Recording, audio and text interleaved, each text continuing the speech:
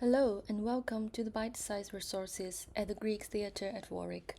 Today I'm going to discuss a messenger scene in Sophocles Antigone. Before we start, let us have a look at this passage, a description of a great storm.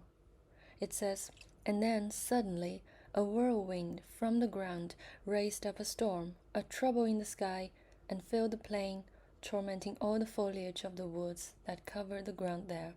And the vast sky was filled with it, and we shut our eyes and endured the God-sent affliction." So what's happening here? Aren't we in an ancient Greek theater with limited performance condition and stage effects? And how do we think this would happen? Surely someone has to say this to us, or rather to someone else in this play so we can hear it as well. This wonderful description is part of a messenger speech. It is said by this god here to the king who listens to it. Let's delve into the context of this speech. The play Antigone tells part of the story of the family of Oedipus, whose two sons are leaders of Argive and Theban army respectively. They have killed each other in the battle the night before the events of the play. Now one of them is honored by the Theban king Creon, while the other one is refused a burial as a disgraceful punishment. Their sister Antigone doesn't think this is okay, and she decides to bury the exposed body of the other brother. Soon people find out about this. The body is covered with a light layer of sand. Upon knowing this, Creon is furious and orders the messenger to bring him the culprit. These are before we meet our messenger who tells us about this wind. Yes, it's the same messenger who reports the symbolic burial and is sent away with the task to find out who has done it. He comes back in a short while, successful with the task given. He has brought Antigone with him. When Creon orders him to tell how she is caught, the messenger recounts the events in detail, describing how he and his fellow sentries took the sand off from the body, laid it bare, and kept watch over it, and how they slowly grew tired as the day wore on and the sun got hotter. And suddenly, the storm happens. Its dark, blinding force makes them all shut their eyes. After a long while, the calm returns, and Antigone is seen by the side of the exposed body, crying bitterly, and attempts to offer funeral rites and libation to her brother once again. Now, this enigmatic wind and the narrative before and after it are all parts of the messenger's speech. A messenger speech is a formal and extended narrative delivered by a character, someone like this sentry in the play who comes to the stage to tell us about things happened outside the indicated space of the orchestra. As we have known from other videos in this resource collection, the original performance condition of ancient Greek theatre consists of an open-air theatre and quite simple constructions. A messenger speech provides a good way to represent something not visible for us as audiences, things that are not possible or suitable to show on stage.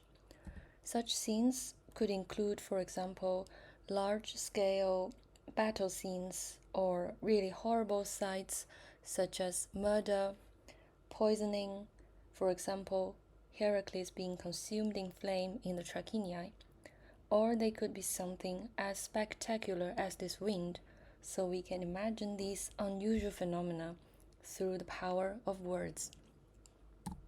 Let's now take a closer look at this description of the wind, and take a moment to think about how it is presenting something extraordinary that the audience is not seeing while making them see it in another way. And the wind is not just visible.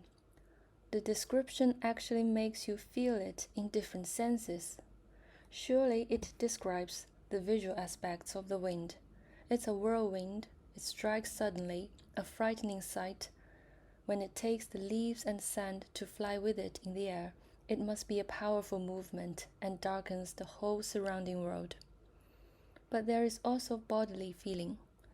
Before the storm strikes, the guards keep their watch over the body in the rising temperature, The heat has just become unbearable when the wind strikes out of nowhere.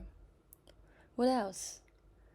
With the rising heat on a sunny day comes the smell of the exposed body, which the guards try to avoid by moving to a spot sheltered from the breeze.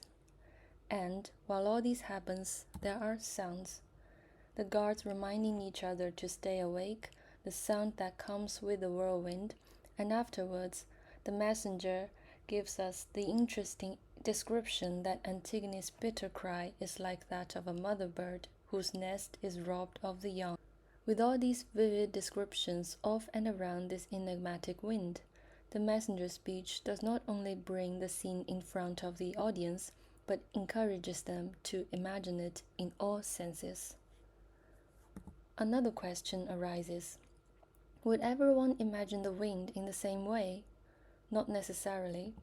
In fact, if we look at this passage closely in the original language, there is so much ambiguity regarding what the wind is like, how it moves, and how the messenger might have seen and experienced it. Every translation makes some sort of choice when putting it into another language.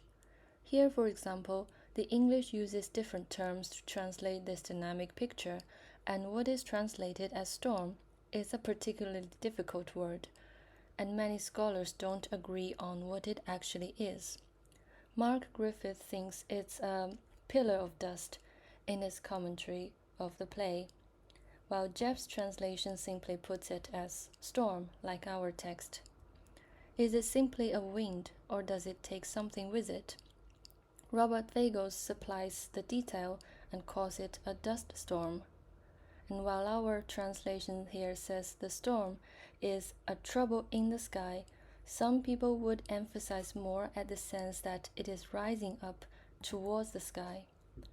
Indeed, we see a few lines before that the wind is from the ground. But how on earth, I'm going literal here, can wind come from the earth, from the ground? Maybe someone doing the commentary in the ancient times had the same question, and they gave a tentative answer that the wind might hit the ground and fly up again. A similar interpretation from Winton Ingram understands it as a swooper, which might contain a twofold movement. I'm presenting these different interpretations derived from a very small detail to show how difficult and also fascinating to be seeing the wind through the messenger's speech. The ambiguity, I think, is an important part of this speech about the storm, and it allows different potentials for visualizing it. It is important, therefore, to note that messenger speech is not just a substitution of the scenes that cannot be presented on stage due to the technical limits in the ancient theater. If Sophocles the playwright has all the multimedia tools in the modern theater to present this wind in a more precise way, would he choose to do it? If you are a director and are responsible for presenting this scene, how would you design it? I think this is the difficulty that are indeed faced by modern adaptations, and interesting choices are made. Here I have some examples. The messenger speech, first of all, can be presented as it is, without additional techniques to aid the visualization, but only through the spoken words and gestures of the messenger character, as we see in the Warwick production of Antigone in 2017. In this way, the performance does not enforce any additional image to the audience's imagination with fancy techniques. In some productions, some sort of montage is used. When I was watching this production that puts The Barrier at Thebes by Seamus Heaney on stage at a school, I found it really interesting that they used a white sheet behind the main scene, and the actor playing Antigone went behind it. Her figure was projected onto the cloth as a shadow as she busies herself with the burial and the libations. The white sheet was constantly quivering, and I would like to imagine it as foreshadowing the wind that was coming.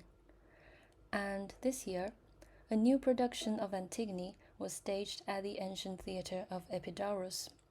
I didn't see it myself, But as I was browsing the website of the production, I came across this picture.